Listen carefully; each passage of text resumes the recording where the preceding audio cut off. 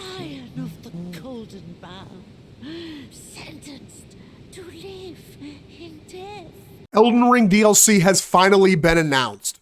Now, no official release date has been set, but we did get this picture along with the tweet from Software. Now, this picture could mean nothing. It could mean a lot. A lot of popular theories about the DLC before it was announced stated, we were going to see places outside of the Lands Between, like the Badlands, where Horaloo was living, or we might see something like Yochied, where Elamir the Briar was. There were also some ideas that we were going to be getting more Mikola content, and I wouldn't be ready to rule all of that out necessarily based on one tweet and one picture.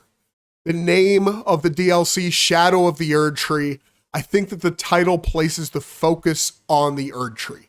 And one major story point from the main game Elden Ring that is not necessarily fleshed out is at the roots of the Erdtree, we can see that the body of the first god killed Godwyn has started to kind of be absorbed into the Erdtree. The conclusion I ultimately came to was the death root we would find the skeleton armies, those who live in death walking the Lands Between, the Tibia Mariner, were all kind of related.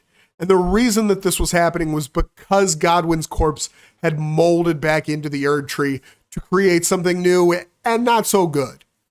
Obviously, this was something that was not entirely fleshed out in the original game, and I think it's worth noting that in the picture, these graves are all transparent and appear very ghostly.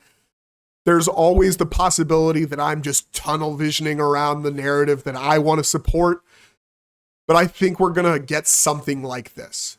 The tweet itself states, "We hope you look forward to new adventures in the Lands Between." That would lead me to believe that a lot of this DLC is our character going through places they've journeyed before with a slightly different look during the DLC. I also think creatively this gives the developers some leeway where they could make changes to boss fights we've loved, they could make changes to enemy types we fought before, and add some depth to the gameplay while also building off the world we already know and love that FromSoft has created. Let us know what you think in the comments. Check out our lore video on the Tibia Mariner and Those Who Live in Death. Hit the like and we'll keep you up to date. Thanks. Guys, have a good one.